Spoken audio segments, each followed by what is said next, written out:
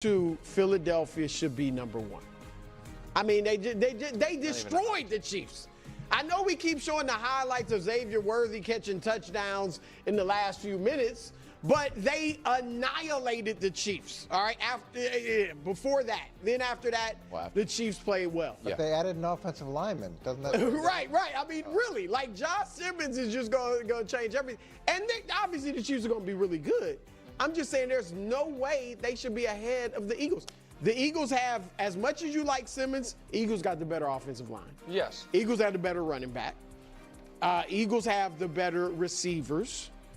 Eagles defense, if you could call it a wash, but right now the Eagles from last year certainly had the better defense. They lost 9 of those players. They still got Zach Bond, who was almost defensive. They have Zach Bond, Jalen Carter, and the 2 rookie defensive backs. And DeJean and Mitchell. I mean, that's 4.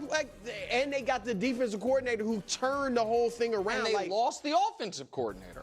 They lose the offensive coordinator every year. Right. I mean, that's nothing to Jalen Hurts and a winning quarterback. So.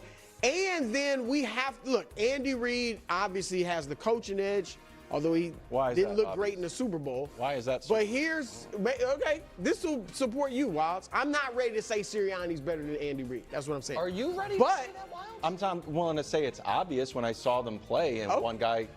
The score was, what was the score at half? Hold on. Can I ask a question then? I'm not ready to say Nick Sirianni, who's been to 2 Super Bowls and they just played a Super Bowl. And who could have had a better coaching job? Hold on. Wait. I would probably go with Andy. I mean, hold on. Yeah, I mean, I would go with Andy Reid. I'm just saying not obvious. No, there's an argument to make. No, Andy Reid's obvious. Yeah, I mean, first of all, it's not obvious. You can't say it's obvious when they have coached against each other. But so hold on. This is the question that I'm asking. Okay. Is that every? Because it feels like that's the argument you make for everyone on the Eagles against everyone they win against. Is that in this instance? So is that? I'm just curious if that's just across the board how it works. Well, I'll say this. Since Sirianni has been a head coach, he has won a higher percentage of games than Andy Reid has. No, well, let's show. Look at this. Hold on. No, look at this. Since Sirianni was the coach. Right. Since Sirianni, go ahead, Bruce. Look at the graphic. Go over it. Since Sirianni, he is the 3rd winningest coach in the Super Bowl era. Yes. Since he's been coached. Since he's been coached. I'm 70%. misinterpreting it. I thought I had He's the only coach ever in his first 4 years to make the playoffs every year and make the Super Bowl twice. And that was a 4-win team when he got there. Yeah. So I was gonna just say Sirianni is a very good coach and you gotta give him props. I wasn't ready to say he's better than Andy Reid. Okay, so let me now address this piece of it. I'm not saying he's better than him. I'm not willing to concede Andy Reid's obviously better than Sirianni. I understand what you're saying, but I want to address the other things you said. What is not accurate is that since Sirianni has been a head coach, does he have a better winning percentage in that time frame than Andy Reid? Absolutely, unequivocally, no. Then I have that stat wrong. Josh, can you tell me in the ear what our Sirianni stat is that I keep on getting wrong? I mean, it's not that he has it's really close. He doesn't have a better winning percentage over the last 4 years or 5 years or whatever than the Chiefs head coach, because the Chiefs have won more games than every team in the league over that same time frame. All right, then I must be getting something wrong. No, Sirianni has. He might have a higher career winning percentage than Andy Reid because we're talking about a 25-year career for Andy Reid. But you're saying since he came into the league, who has the better winning percentage? Also, it is very impressive that Nick Sirianni has been to 2 of the last 3 Super Bowls, and he has been to 2 Super Bowls in his 4 years as the Eagles head coach, right? It's almost as impressive being to 3 of the last 3 Super Bowls and winning 2 of them. They are 1-1 against each other in Super Bowls, and this idea, I don't. What's Sirianni's 2-1 against him? 2-1 against the last 3. Well, I think they played one other time. I think they played one. Yeah, last 3 games, Sirianni. They're 2-2. They're 1-1 in the regular season. They're 1-1 in Super Bowls, and we cannot be. And if they both went 4-12 this next year, Sirianni would be on the hot seat and Andy Reid wouldn't. Yeah, like I said, I'm not ready to go. So if Andy Reid's a great coach because he wins, and Sirianni is also just wins, how come Andy Reid's automatically better than Sirianni? Because we have Wilds. The same reason why if we were 6 months removed from the 2017 Super Bowl and someone said, I'm not ready to say that Bill Belichick is obviously better than Doug Peterson, you would say that's ridiculous. Was Doug Peterson winning at a historic rate? At that point, yes. He won a Super Bowl his first year. Well, give me one. Or was it his first or second year? You guys can correct me, but it was he won a Super Bowl with a backup quarterback right when he got there. He was winning at a historic rate. Yeah, he ran a Philly special. And exactly. And so, like, I mean, the sample size is much. It's too small. I mean, it's to just, me it's to just say outrageous. Sirianni's It's not better than outrageous. In fact, what's outrageous is we saw the Super Bowl. You talked all year about a dynasty. A guy and a quarterback came in here and demolished the Kansas City Chiefs. But all of a sudden, there's no consequences to anyone's reputation. Patrick Mahomes is still the best. Andy Reid is still the best. The defense is still the best. Travis Kelce is still great. There has to be some consequences for the Chiefs for getting humiliated in the Super Bowl. That's just fair. They were on the verge of doing something that no other team had ever done. This is bananas. Okay, I get it. But here's what. It was a bad game. It was a bad game for them. But, like, historic, they were on a doing something historical. You're saying there should be harsher consequences for the Chiefs finishing the most successful 3-year stretch in the history of the league. That they should be knocked for that. That's what you're saying. They should just be number 2 on the team. And what you're saying, though, and I'm going to let this clip play, but what Nick is saying is, though, the fact that the Eagles demolished that team that was apparently the greatest team in the greatest 3-year stretch in the history of the NFL and demolished them in true historic fashion, literally record-setting loss, and humiliated the Chiefs in a way that had never been done before. That the Eagles don't deserve that extra credit, like that extra oomph to elevate them. That's really the source of Wild's argument here, is that there's just no repercussions for the Chiefs losing, and Nick's like, why should there be? This was the most amazing stretch, and it's like, okay, if you want to say that there's no repercussions for the Chiefs, how do you then not give no benefits for the Eagles for doing what they did that you just say, nah, whatever? Like, that's the imbalance here significantly. If we want to say the Eagles should be ahead of them, that's like, I understand that. And the Eagles were ahead of them in the final tiers of the 2024 season. We've now turned the page of the 2025 season. That's fine.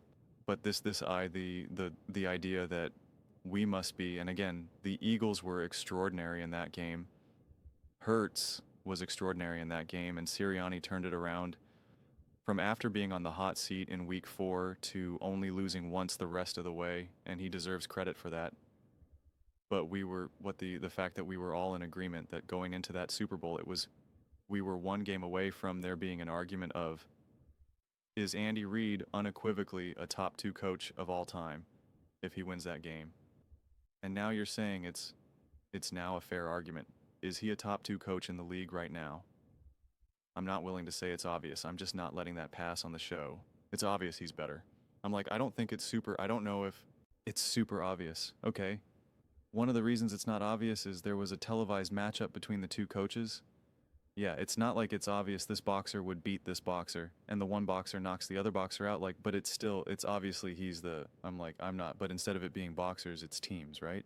And then 10 divided by 2 is 5, like, absolutely, that's all correct, but you messed up, 3 rows up, 4 rows up, and now the whole thing ends up being wrong. Even the part of this math is right, everything else is wrong. And that's really what we have here with the Philadelphia Eagles. It's like you're messing up the initial equation in the very beginning of the first couple of steps. And so maybe the math sounds right down the stretch, but you don't got the right answer. Those are just my thoughts. I'd absolutely love to hear yours. What do you guys all think about the Philadelphia Eagles? Do you believe that they should be ahead of the Kansas City Chiefs? Do you think Coach Sirianni, big old Nick Sirianni, is better than big old Andy Reid? Let me know in the comments below. I read every single comment, so whether you agree with me or disagree with me, either way, let's get in some discussions, let's get in some fights, but ultimately, let's just have some fun. And please do consider subscribing. We're building an amazing community here, and absolutely love to see you part of it.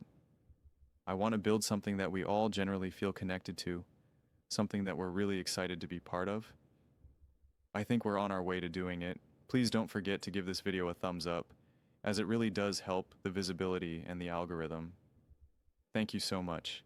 But it's the head coach of the team, right? So, but it's the okay. I mean, I think, how do you want to judge the coach vibes? I think Hawaiian shirts, hamburger consumption. I think overall body of work is fair. I think that should, let's look at then it's not obvious when one guy's winning percentage is here and the other guy's winning percentage is there. That's obvious. And cuz you are. And then when they play head to head in the last 3, and what overall success since your guy's been a head coach? I didn't even know you were this seer. Like, I don't even think you believe what you're saying. I don't like the obviousness of it. It's not obvious when the score is 36-0. Who's the best head coach in the NFL right now? Yeah. Remains to be seen. Okay? That was a clip, man. That was a clip. Okay. So, as I had already said about this whole thing about, like, there has to be some sort of, I don't know if repercussion is the right word, but you know, there has to be an updated evaluation of what we've seen unfold. And the problem is that no matter what happens for a team like the Chiefs, whether they win or lose, Nick still is like firm and like, this is the way this is. No ifs, ands, or buts. And it's like in a game now where they get absolutely dominated, the fact that you're now not, like, the fact that you still want to say, well, this was the best 3-year stretch we've ever seen. And it's like, but then the Eagles dominated that team. They just destroyed them. And if we want to keep using these head-to-head arguments, or, you know, the last time we saw these two teams play, which Nick does all the time when discussing the Baltimore Ravens, the Buffalo Bills, and the Cincinnati Bengals, he does that all the time. All the time. All the time. And if you want to use that same logic, well, then the team that has been historically brilliant and amazing, this Philadelphia Eagles team, destroyed them. Therefore, that Philadelphia Eagles team is significantly better than that historically unbelievably amazing team. So, like, that's the disconnect. I understand after that loss, if you don't want to drop the Chiefs down to, like, you know, 8th or something, like, I understand that. But this is the problem, and you keep backing yourself in a corner, and this is what I said earlier, like months ago now, and even before the Super Bowl ever took place, is that the Chiefs losing needed to happen in order to have real sports conversations again. Because all throughout last offseason, with each week that passed with the rankings, was, of course, the Chiefs were the best course. This is the best run we've ever seen, right? Every time they won another game, this is the best 3-year stretch in the history of the NFL. And I would say, well, I don't think they're as great. And, you know, I've already went through this a million times, and everyone's like, whoa, you're a clown. You're this, you're that. You're wrong, you're wrong, you're wrong. And even Wilds and Brew, like, they could never push back too firmly, because Nick could be like, this team hasn't lost since Christmas of last year when Patrick Mahomes was up late opening up presents with his children, right? And it was just like, and they have the longest active playoff win streak in the NFL right now. And it was just like, that's, of course, their number one. And, like, it's interesting because now Nick is talking about, well, the Eagles lost all these players. They lost this person and this person and this person. And that's what the Chiefs did from 22 to 23 and 23 to 24. And yet you didn't care about any of that. He said, it doesn't matter. Doesn't Rashee Rice and PCO are down? Nope. Doesn't matter. They're still the best team in the NFL. It's like, really? They haven't been playing. They haven't lost since Christmas. And it's like, well, what's the story here? And that's the inconsistency. That's the frustrating part of the whole thing. And listen, like, I've been on the record from the jump of all of this. You know, even like after the Eagles won, we started already talking about you know, what are the rankings next year? Like, I don't automatically put the Eagles number 1 either just because they won the Super Bowl. Like, I really don't, because that was last year. And the Eagles have embodied that better than any other team that I've seen. Like, they've absolutely echoed what I had been saying for the last couple of years, really, that last year doesn't mean anything to me in terms of evaluating it. That's why I always say last year doesn't matter. Last year doesn't matter. Last year doesn't matter. And I always have random people in the comment section be like, of course it matters. Of course it matters. And it's like, no, it doesn't.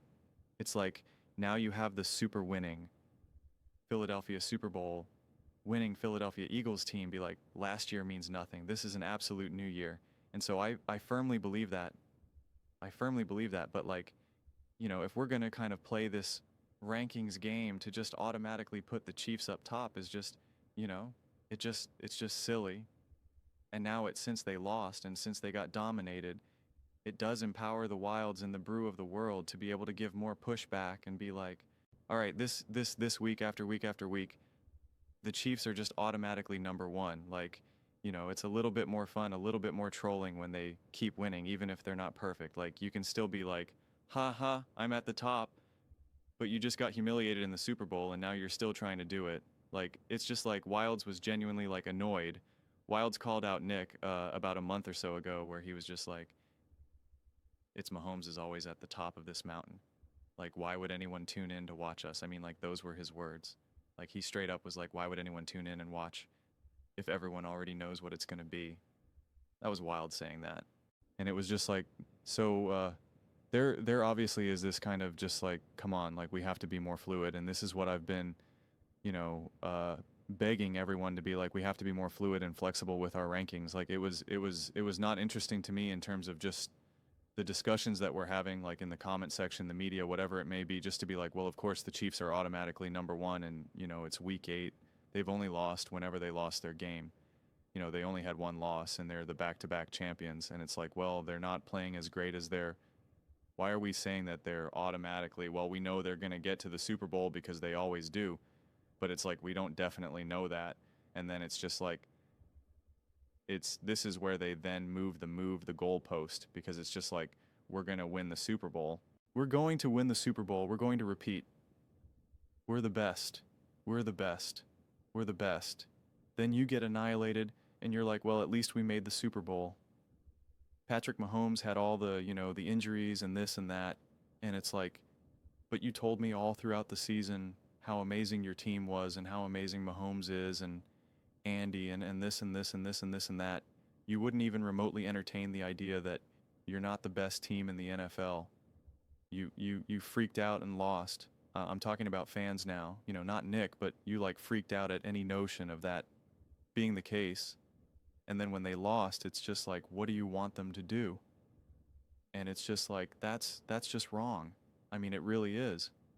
That's just wrong. And then at least if you're going to have that opinion, be like, yeah, I was wrong last season. I was wrong. I thought the Chiefs were better than the Eagles or just the top team in the NFL.